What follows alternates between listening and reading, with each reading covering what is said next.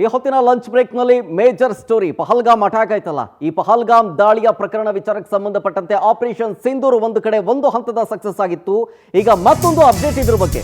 ಪಹಲ್ಗಾಮ್ ದಾಳಿಯ ಶಂಕಿತ ಉಗ್ರರು ಫಿನಿಶ್.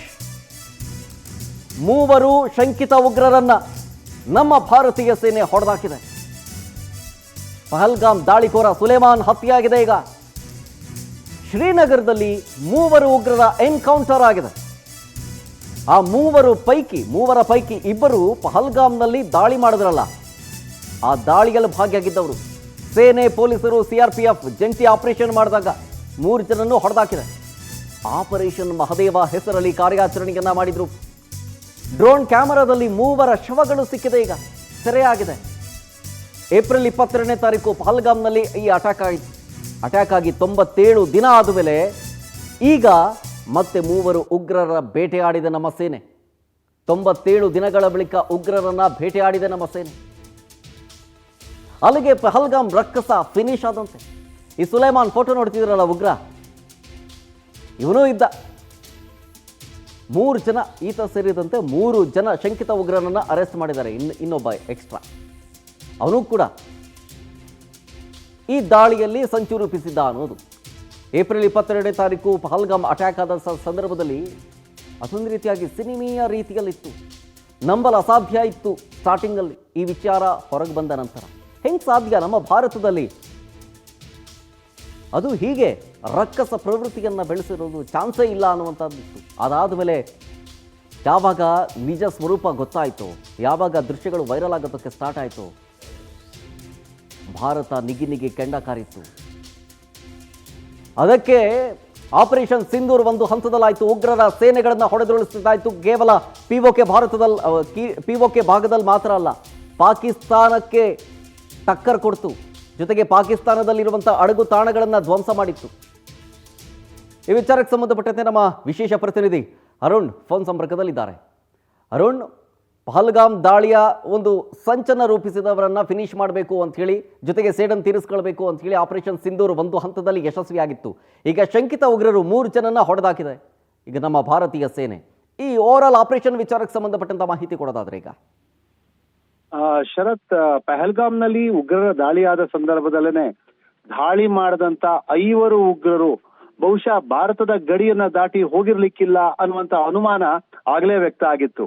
ಈಗ ಅದು ಸತ್ಯ ಅಂತ ಸಾಬೀತಾಗಿದೆ.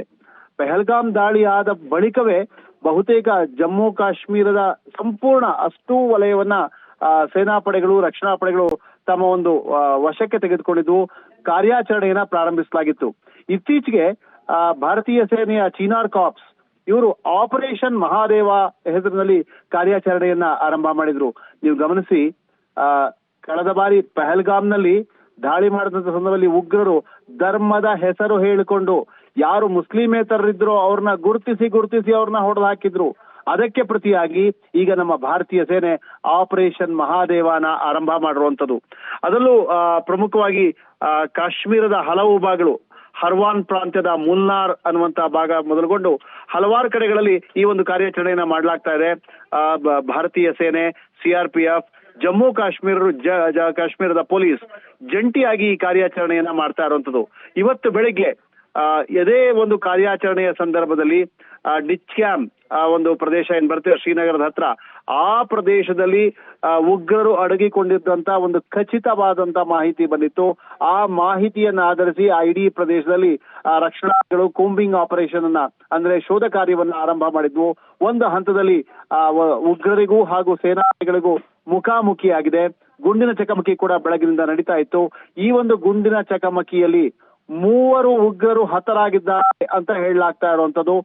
3 ಉಗ್ರರ ಪೈಕಿ ಒಬ್ಬಾತ ಯಾವ ಪಹಲ್ಗಾಮ್ನಲ್ಲಿ ದಾಳಿ ನಡೆಸಿ ನಮ್ಮ ಅಮಾಯಕರಾದಂತಹ ಪ್ರವಾಸಿಗರನ್ನ ಕೊಂದು ಹಾಕಿದ್ರು, ಆ ಉಗ್ರರ 5 ಜನ ಉಗ್ರರ ಪೈಕಿ ಒಬ್ಬನಾಗಿರುವಂತ ಸುಲೇಮಾನ್ ಅಲಿಯಾಸ್ ಆಸಿಫ್ ಅನ್ನೋನು ಕೂಡ ಅದೇ ಪ್ರದೇಶದಲ್ಲಿ ಅಡಗಿದ್ದ ಅಂತ ಹೇಳಲಾಗ್ತಾ ಇದೆ.